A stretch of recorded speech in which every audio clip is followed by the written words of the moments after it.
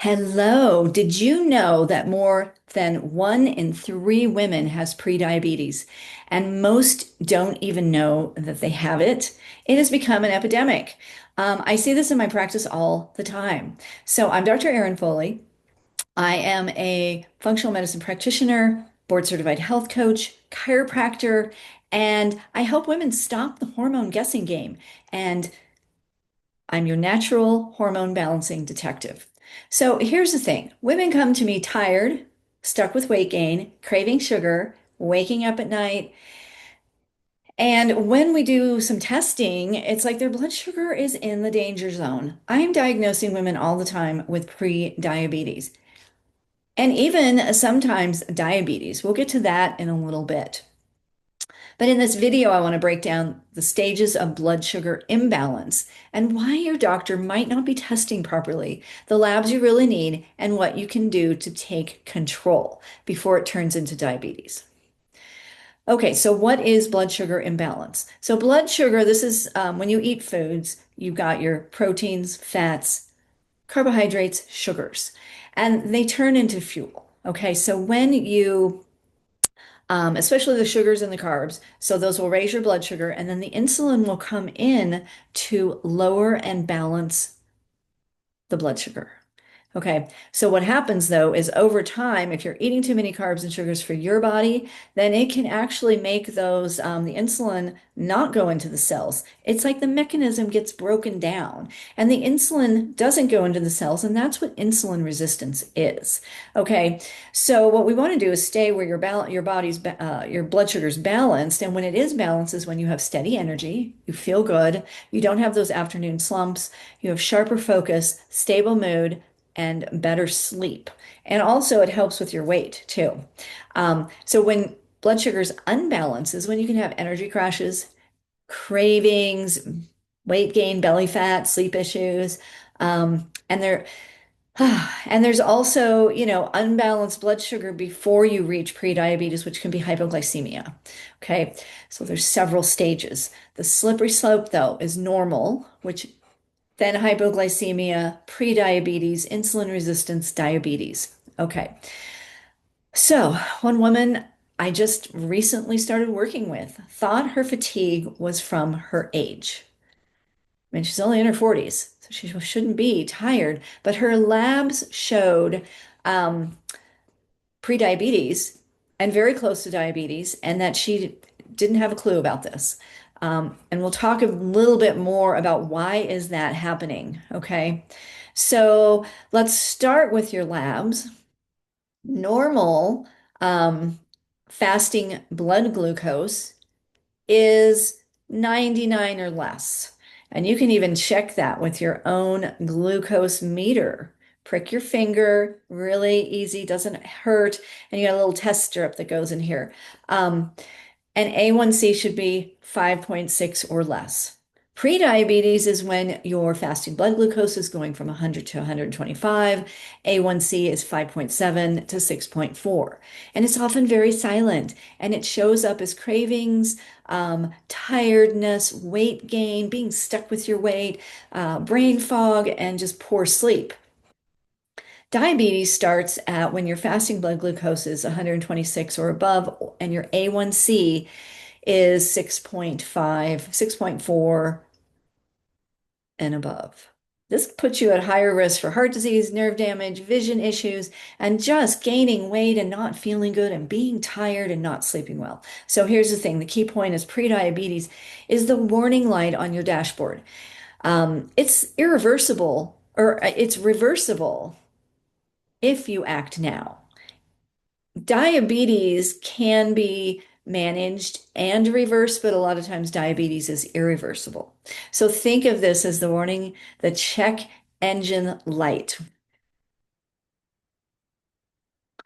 So why is this happening? Why do we have an epidemic, and why is your doctor not catching it?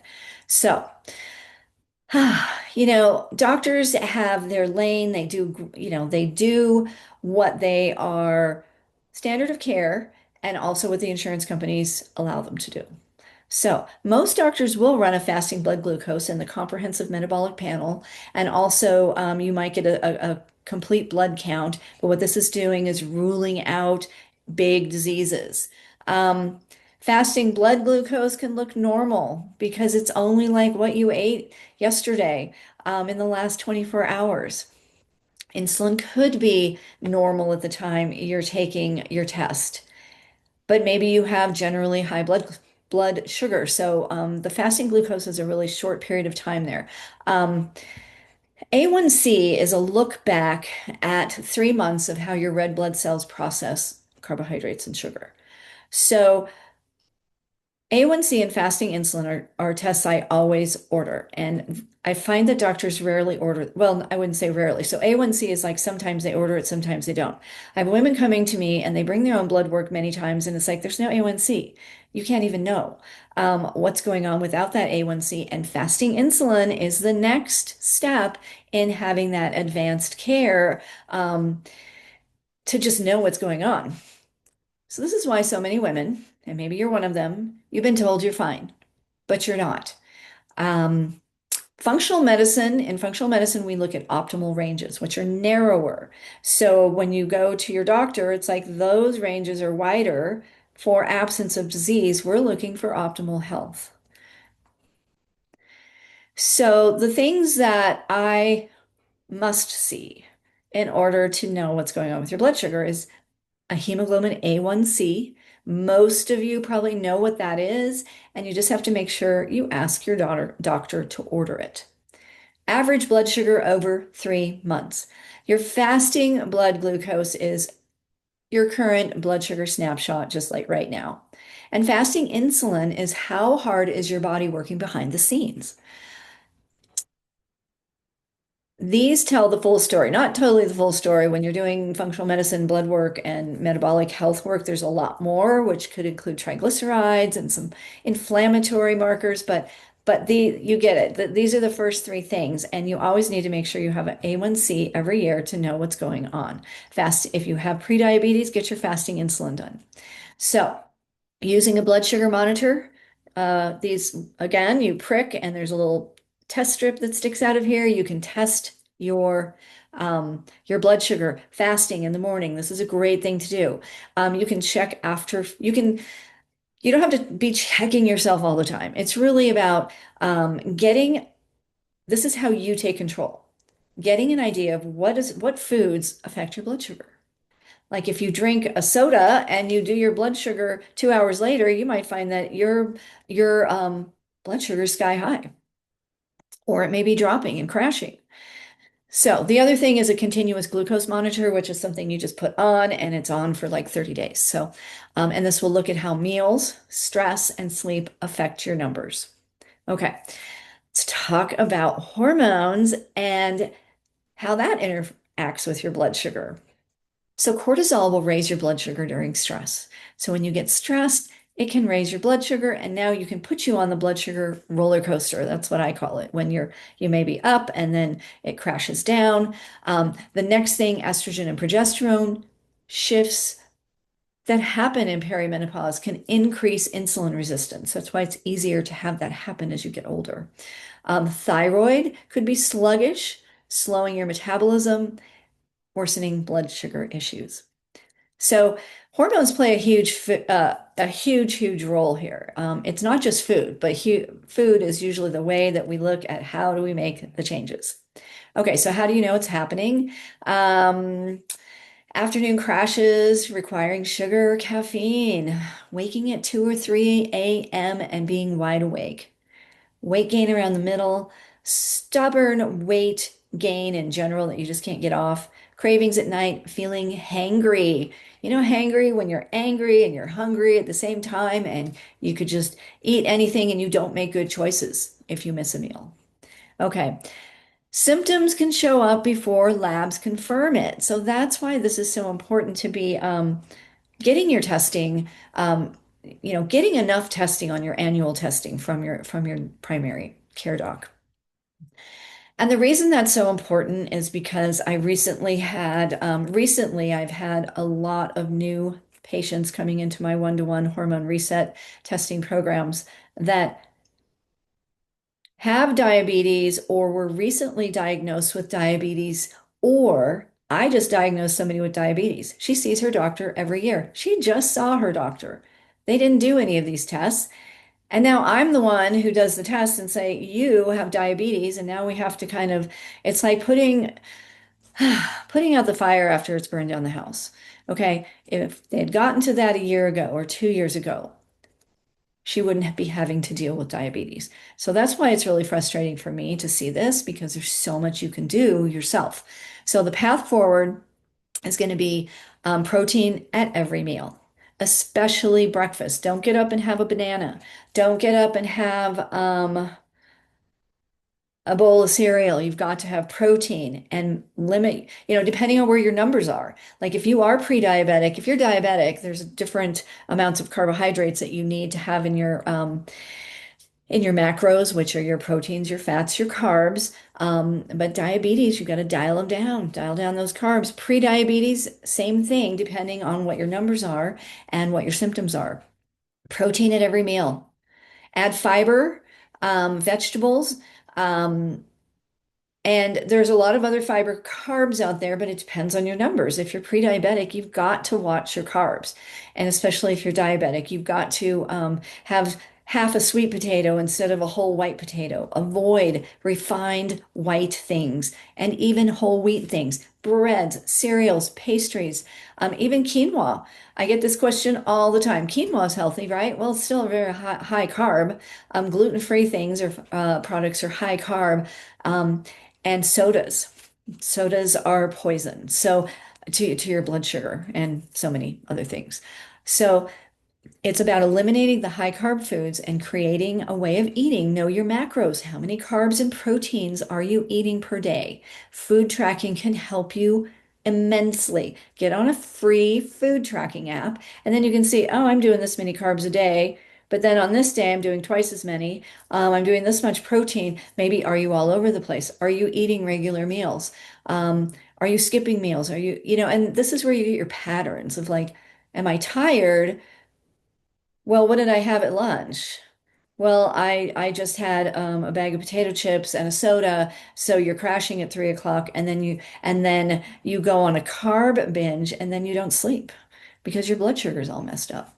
So the other thing is timing matters. Avoid late night eating.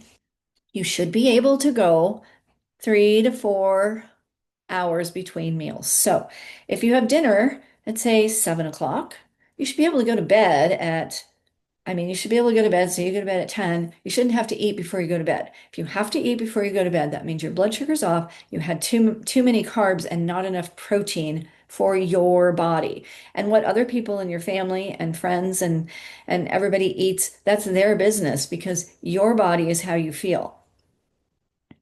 So, meal planning and lifestyle, plan your meals ahead so you're not grabbing fast food on the go. I'm working with women right now on this very issue. They're busy, they're not making food a priority, and they're not planning, or they plan for a week and then they forget to plan for the next week. And then they end up at the fast food restaurant. Keep healthy snacks, nuts, protein shakes, veggies. I personally love these beef sticks from Costco and cheese sticks. So you're not reaching for cookies, cakes, chips, all the things.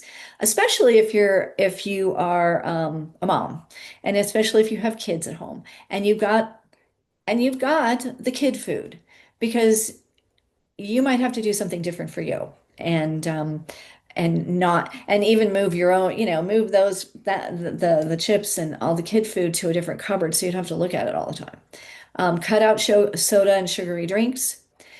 These spike your blood sugar more than anything else, even energy drinks and coffee drinks, Starbucks, all those really sweet, sugary drinks. All you have to do is go online, pull up the nutrition information, and you will see that these drinks may have 30 grams of carbs and sugar just in one drink. Okay. And that's a lot. All right. So move after meals. Even a 10-minute walk can help lower your blood sugar. Strength training, especially ladies, as we age, as we get older, we need that strength training to keep our muscles strong and our bones also strong. And manage your stress because remember, cortisol spikes your blood sugar. Okay, so blood sugar issues are sneaky, but they don't have to define your future. With the right testing, nutrition, and lifestyle habits, you can take control. You can reverse prediabetes.